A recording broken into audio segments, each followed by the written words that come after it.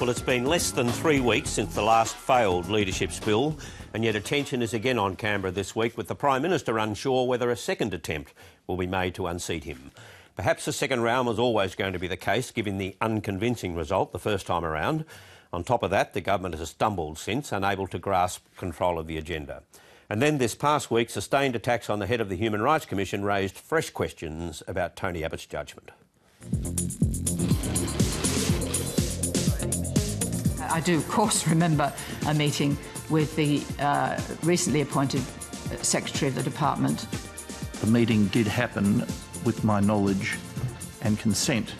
George, send a messenger to get rid of the messenger. He said he'd been asked to deliver the message from the attorney that he required my resignation. I had reached the conclusion, sadly, that Professor Triggs should consider her position.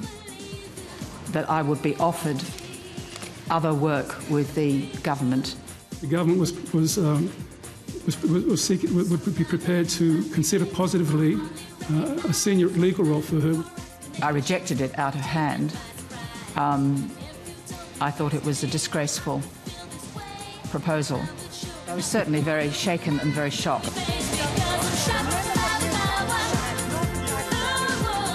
Was the Prime Minister or his office aware that a specific role was being offered to the President of the Human Rights Commission on the condition that she resign? I don't know what matters have been canvassed with Professor Triggs. Was this role offered with the authority of the Prime Minister? As to specific details of what somebody said to somebody else at some time in the past, I can only take advice and come back to the House if that be the answer. I said, this sounds like a bribe. Smells like a bribe, sounds like a bribe. What we're trying to work out is whether it is.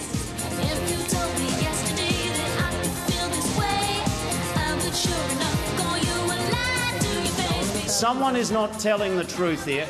What was the alternative role the government wanted Professor Triggs to take?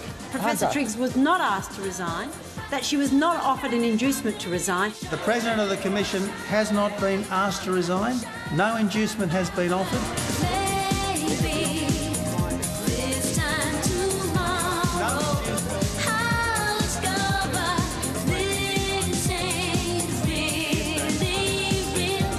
Prime Minister, what is the government story today? A role was raised that related to international affairs. I beg your pardon?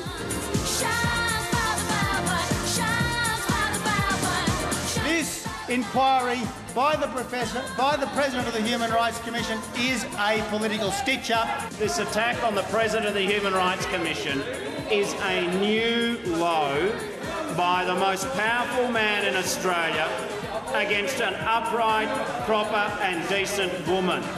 Yet again, Canberra insider nonsense. That's all this is.